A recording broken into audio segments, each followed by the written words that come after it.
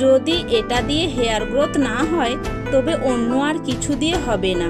এটা হচ্ছে onion hair growth boosting gel. তোমরা শুধু একবার এই জেলটা ব্যবহার করো 1 মাস, তারপর দেখো কিভাবে দ্রুত চুল পড়া বন্ধ হয়, নতুন চুল গজাতে শুরু করে।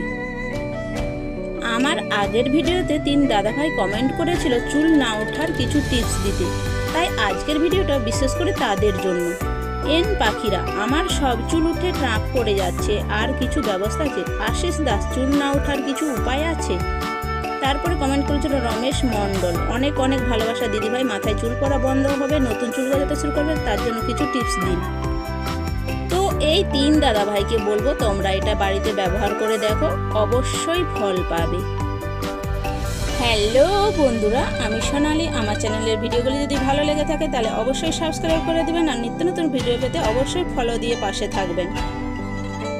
এই তেলটা বানানোর জন্য লাগবে কিছু ছোট সাইজের পেঁয়াজ। পেঁয়াজের খোসা ছাড়িয়ে নিতে হবে, তার সঙ্গে দিয়ে দিতে হবে লাল জবা ফুল। সবগুলি মিক্সিতে দিয়ে ভালো করে পেস্ট বানিয়ে নিতে হবে। এই পেস্টটি একটি ভালো কাপড়ের সাহায্যে ছেঁকে এর যে জুসটা ভালো করে বের করে নিতে হবে। এবার আর কিছুই নয়, এতে দিয়ে দিতে হবে কিছুটা নারকেল তেল। আমি এখানে প্যারাশুটের নারকেল তেলটা ব্যবহার করছি, তোমরা চাইলে যে কোনো নারকেল তেল ব্যবহার করতে পারো।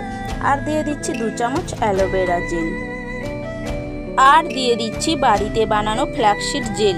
এবার সবগুলি উপাদানকে ভালো করে মিশিয়ে নিচ্ছি, তাহলেই তৈরি হয়ে যাবে হেয়ার গ্রোথ বুস্টিং জেল।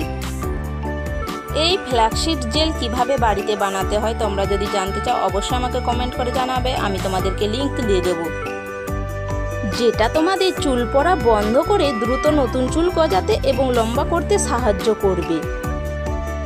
ছেলে মেয়ে উভয়েই ব্যবহার করতে পারবে, পরিষ্কার চুলে এটা ব্যবহার করতে হবে।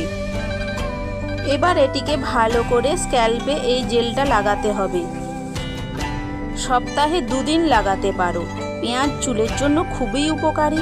এটা চুল পড়া যেমন কমায় তেমন নতুন চুল গজাতে সাহায্য করে, তার পাশাপাশি খুশকির মতো সমস্যাকেও দূর করে। অনিয়নে রয়েছে অ্যান্টিব্যাকটেরিয়াল অ্যান্টিফ্যাঙ্গাল প্রপার্টি, যেটি চুল স্ক্যাল্পে হেলদি রাখতে সাহায্য করে। পুরো চুলে ভালো করে লাগিয়ে 30 থেকে 40 মিনিট অপেক্ষা করতে হবে। তারপর যে কোনো একটা ভালো শ্যাম্পু দিয়ে চুলটাকে ভালোভাবে ধুয়ে নিতে হবে।